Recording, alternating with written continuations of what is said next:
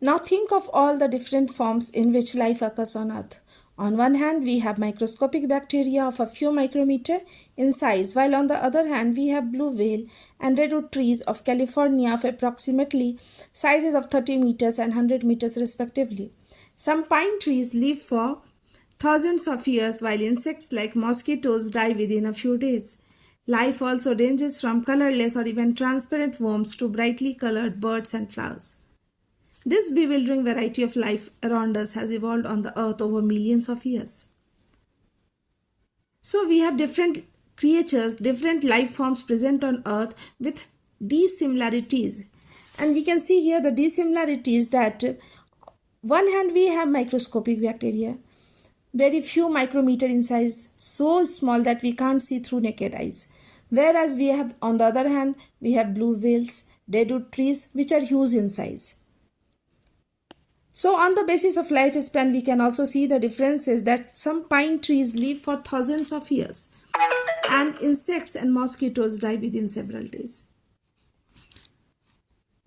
Now on the basis of color, we can see that there are so many creatures which are colorless, whereas there we can see so many birds, insects which are colorful, having different colors, different pattern of colors on them.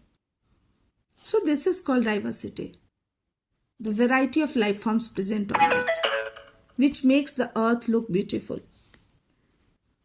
However, we do not have more than a tiny fraction of this time to try and understand all these living organisms, so we cannot look at them one by one. And that's why it is very difficult for us to study them one by one. And that's why grouping of these animals, birds and all the creatures is essential. And that's why we classify them into different groups. In order to make relevant groups to study the variety of life forms, we need to decide which characteristics decide more fundamental differences among organisms. This would create the main broad groups of organisms. So, on the basis of characteristics, characteristics are fundamental differences among different life forms, which are used to create groups.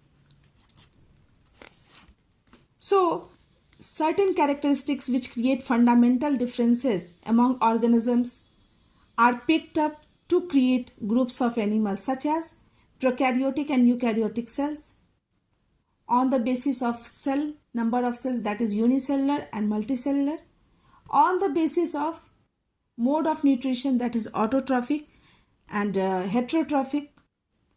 So on the basis of these certain